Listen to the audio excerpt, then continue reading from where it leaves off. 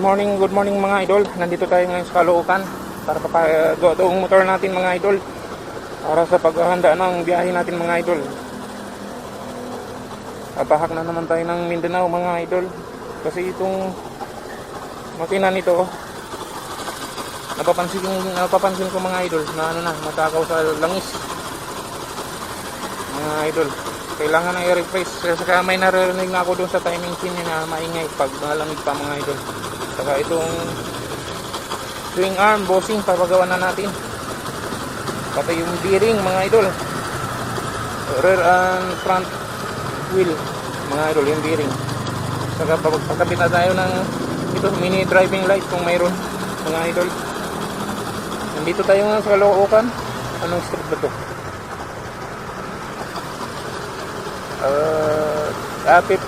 Fifth Street mga idol, Fifth Avenue.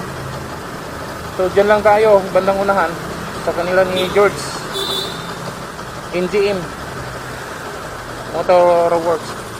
Kasi doon ibali expert sila sa pagpagawa ng mga EC, mga FC mga idol. Kaya let's go na mga idol, papagawa na natin to.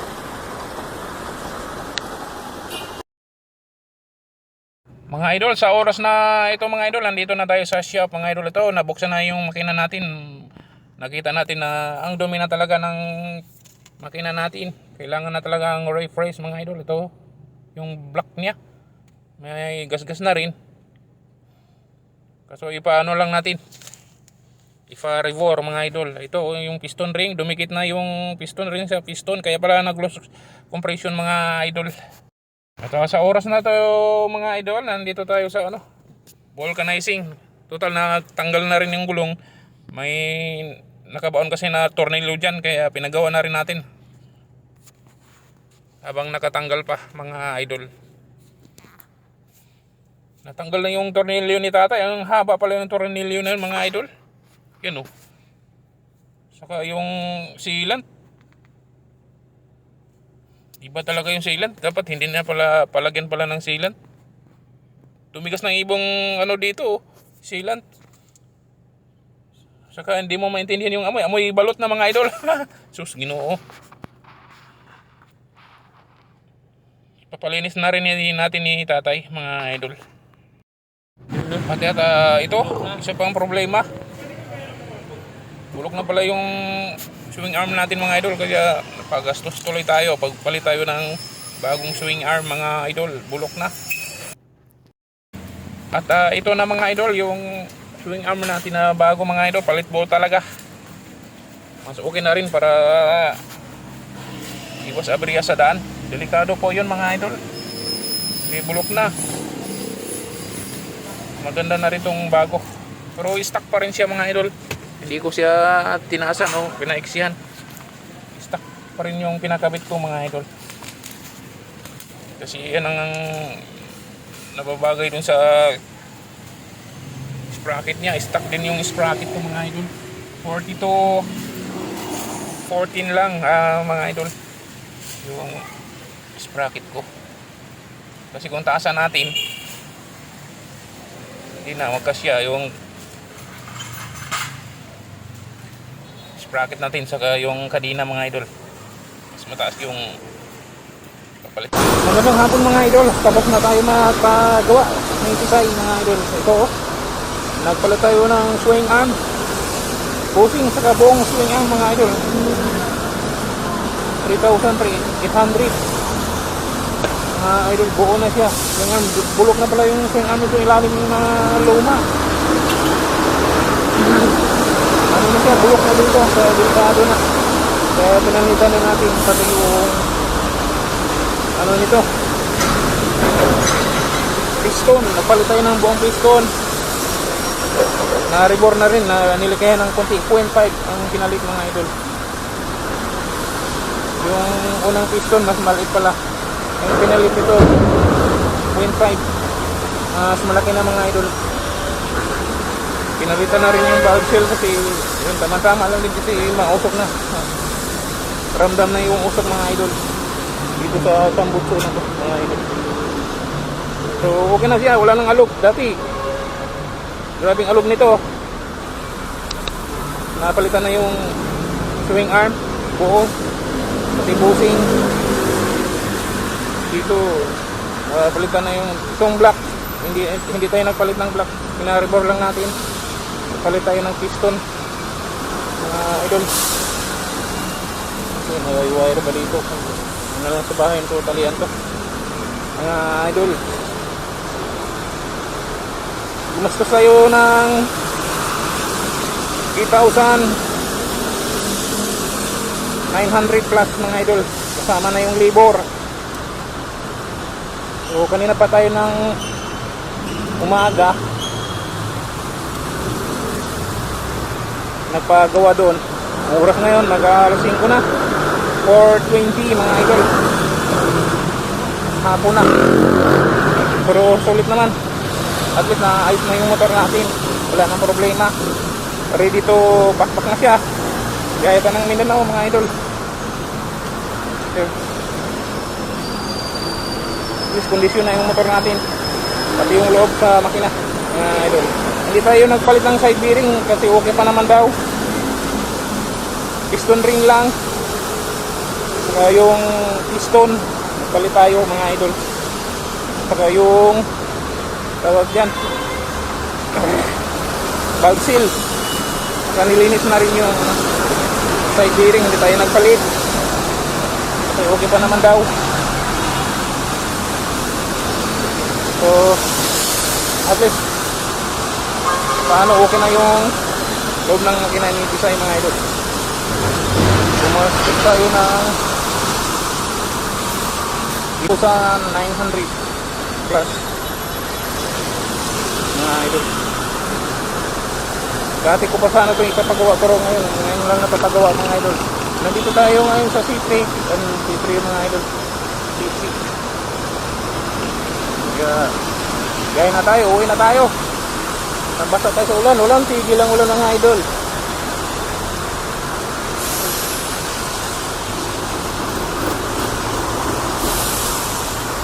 So, matigas na siya padyakan.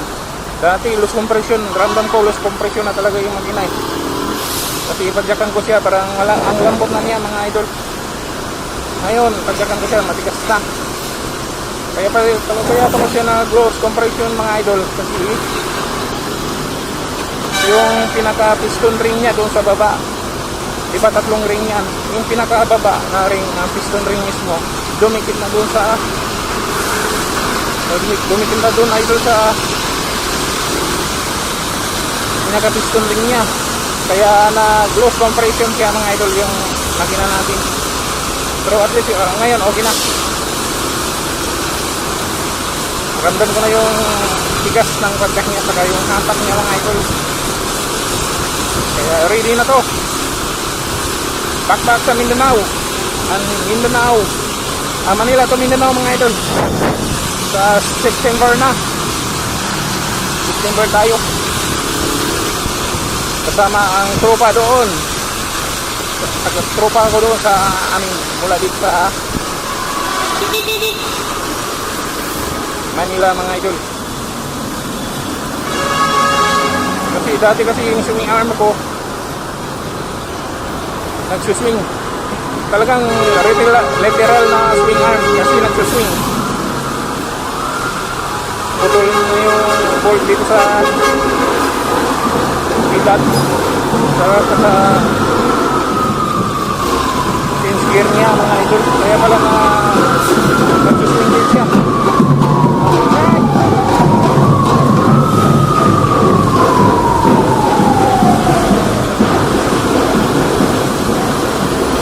Nagsuswing siya kasi putol na yung tornilyo doon sa dito. Yan o, putol na pala, kaya gumagalaw. Ngayon hindi na stable na siya, mga idol.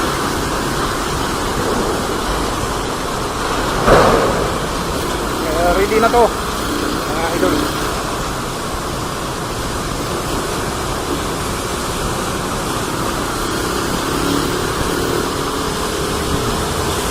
Hanggang dito na lang muna yung vlog natin, mga idol. More vlog, mga idol. Please subscribe my YouTube channel, REC 88 Tour Feeds mga idol. Binago ko na pala yung pangalan ng channel ko mga idol. REC Tour Feeds.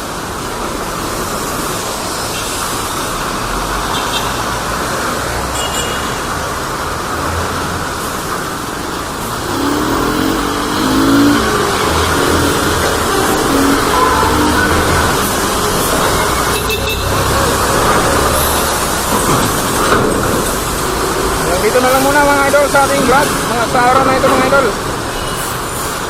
Maraming salamat sa panonood. Please like and share, subscribe, at mag-comment. Komento kayo mga idol. Doon natin ito pinagawa sa kay Neil Works Motorcycle Shop mga idol, sa Levin Avenue, corner Port Street mga idol. Doon natin ito pinagawa. Dito na lang mga idol. Thank you very much.